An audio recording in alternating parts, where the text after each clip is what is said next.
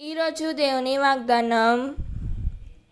యేసు ఇంకను జనసమూహముతో మాట్లాడుచుండగా ఆయన తల్లియు సోదరులను అచ్చటికి వచ్చి ఆయనతో సంభాషింపకోరి వెలుపల నిలిచియుండిరి.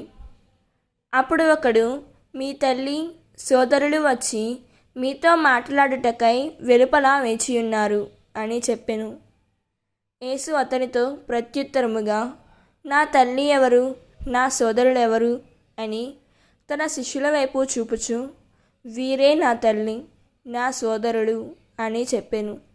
మరియు పరలోకమందున్న నా తండ్రి చిత్తమును నెరవేర్చువారే నా సోదరుడు, నా సోదరి, నా తల్లి అని పలికెను. మత్తయి సువార్త 12వ అధ్యాయం 46వ వచనం. ఈ వాక్యం మనకు ఏం చెబుతున్నదంటే, ఈ లోకంలో రక్త సంబంధాలు ఎంతో విలువైనవి. అయితే యేసు ప్రభువు ఇంకా గొప్ప బంధాన్ని మనకు తెలియజేశారు. పరలోక తండ్రి చిత్తాన్ని అనుసరించి జీవించే ప్రతి ఒక్కరూ ఆయన కుటుంబానికి చెందినవారే. దేవుని చిత్తానికి విధేయత చూపినప్పుడు మనం కేవలం విశ్వాసులుగా మాత్రమే కాకుండా క్రీస్తు కుటుంబ సభ్యులుగా మారుతాము.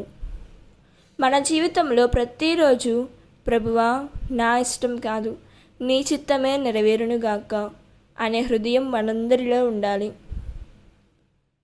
దేవుడు ఈ వాక్యం వింటున్న ప్రతి ఒక్కరిని దీవించునుగాక. ప్రార్థన.